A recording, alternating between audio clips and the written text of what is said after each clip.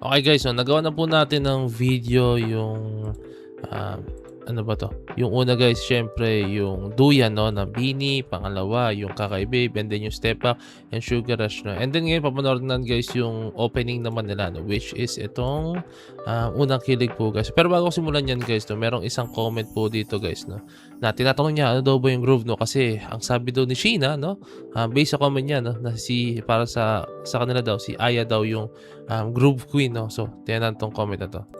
Okay, sabi din ni Mayrene5203 'no, sabi niya, "Kuya Peds, what does groove mean in dancing? Because Sheena once" one 'no, one talaga yung sinabi niya 'no. Yan, "Sheena once said Aya is their groove queen" 'no. Okay 'no. Sabi naman ni Marcy Trinidad 'no, sinagot niya, "Para sa akin, may groove si Aya dahil nakikita ni Sheena na parang effortless ang flow ng galaw niya. Parang natural ang dancing sa kanya just like her, Sheena." Okay 'no. Yun 'no, tama nga naman sinabi ni Marcy Trinidad 'no, kasi, parang effortless ang flow ng galaw niya 'no, tulad nga na explain ko sa inyo 'no, dito.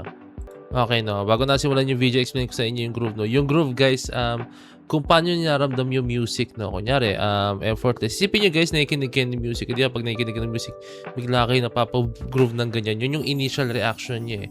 Like kung paano niyo siya i-a-apply sa sarili niyo. Actually, ang lahat ng kanta guys may kanya-kanya siyang feels, depende yan kung ano yung groove ng kanta guys 'no. So, kumbaga kung ano yung natural reaction ng katawan niyo, yun yung groove 'no guys 'no, 'di ba? Ang pinaka-common kasing groove guys is yung 'di ba gumaganyan-ganyan tayo 'no, gumaganyan, ayan naggo-groove ka kasi nararamdaman yung music 'no. Tulad sinabi ni Marcy Trinidad, effortless yung galaw yung flow ng galaw niya 'no.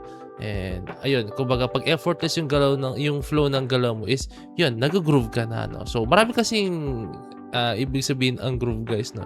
Pero ang groove, to be exact, is just my own opinion guys, exact is kung paano mo ramdamin yung music, kung paano mo siya i-feel 'no, kung paano mo siya ibibitaw 'no, 'di ba 'no. So ang pinakaalam na natin sa groove talaga is yung nagba-bounce-bounce yung mga tao ganyan, groove, yan bounce. Pero yun nga, ang pinaka-meaning ng groove is kung paano mo ramdamin yung music, kung paano mo siya ifi-feel 'no.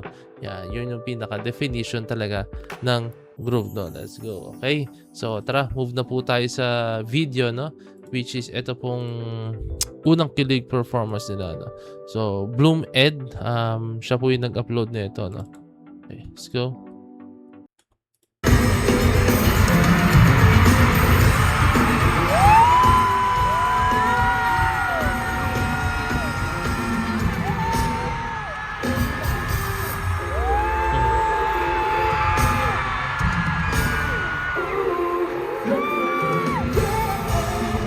Ito yung hindi namin naabutan kasi na-late kami ng 30 minutes to 40 minutes yata.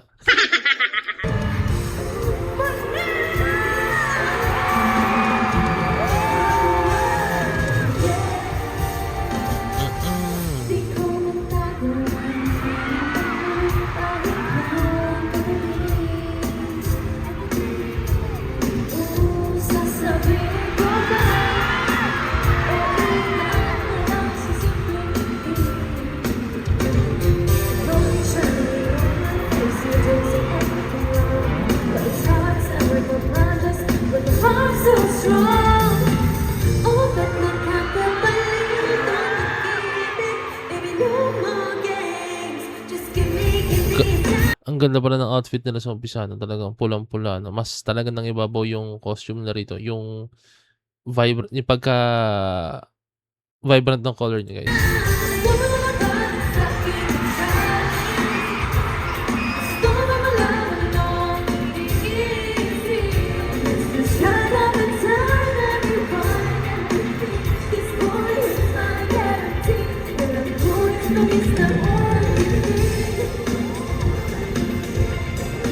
Day 1 pala 'to napanood natin kaya mas hype 'to.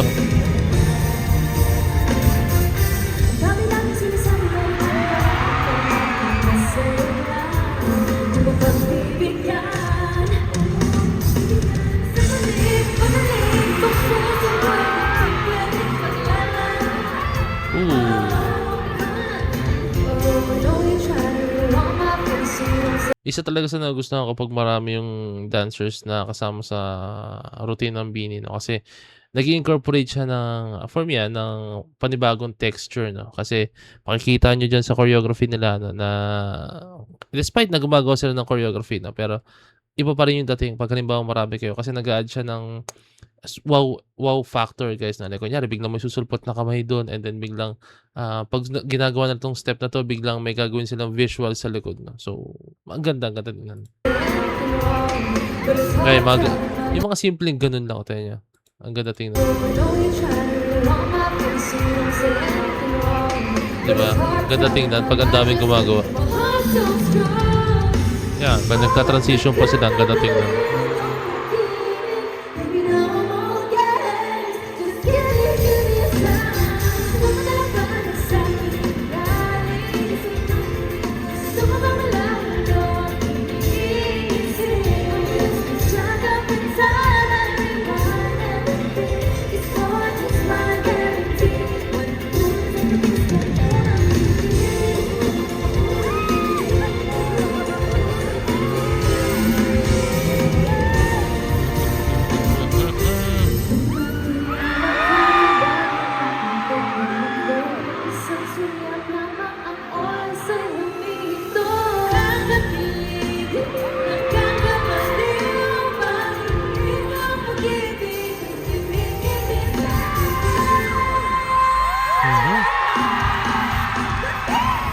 Dance break.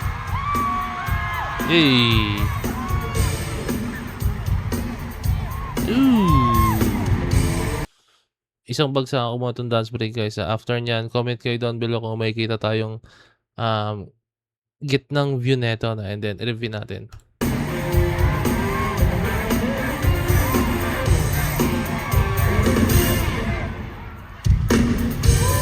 Marami siyang puwedeng mahiyain, eh, oh. At hindi na natin ma-appreciate dahil nasa gilid na. Mas okay yan kung nasa harap.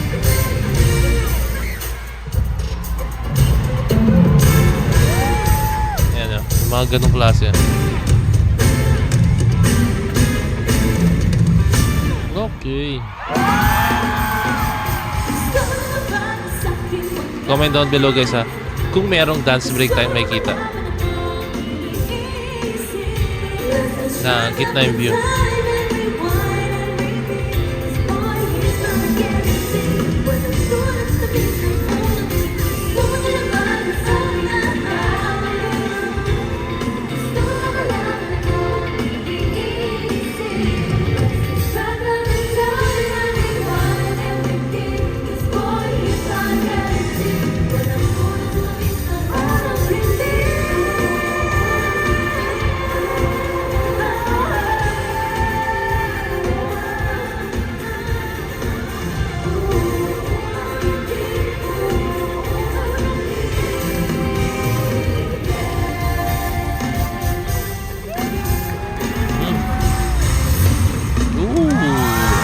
Daming twist nung nung ending nila 'no. Akala mo tapos na pero may mga biglang sulpot pa pala 'no. So ayan po yung unang kilig nila. May dance break guys so please comment down below guys nag-please na eh 'no. Na para panood natin yung dance break na i-re-review natin yan, i-analyze natin isa-isa yung mga very small detail nung nung dance break na yun. Okay guys 'no. Yan yung unang kilig guys, very unang kilig 'no, pero yun nga, ang sarap tingnan 'pag maraming dancers na ini-incorporate 'no, and then yung bukas ng BINI andun na malinis na po talaga, and then yung dancing skills nila andun na rin po talaga 'no.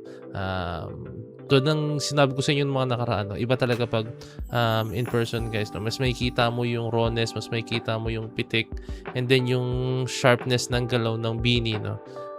Iba 'pag sa video. 'Pag sa video kasi guys, meron niyang settings na 1080, 360, may 60 FPS pa, 'di ba? And then yung mga quality no. Hindi mo makikita talaga yung mga simple details na pitik sa video na mas makikita mo siya in person po talaga no. So, ayun, nakita ko doon sa mismong live nila no. Mas nakita ko yung galaw po talaga nila no. And guys, comment down below guys doon sa dance practice no, panoorin natin 'yan. I mean dance practice sa dance break no, panoorin po natin 'yan no. And makikita natin doon and review natin kung ano po yung mga details doon na pwede nating makita na hindi nyo pa nakikita na I'm very sure. So guys, maraming salamat. So this is Point of It signing out. Peace. Bless you.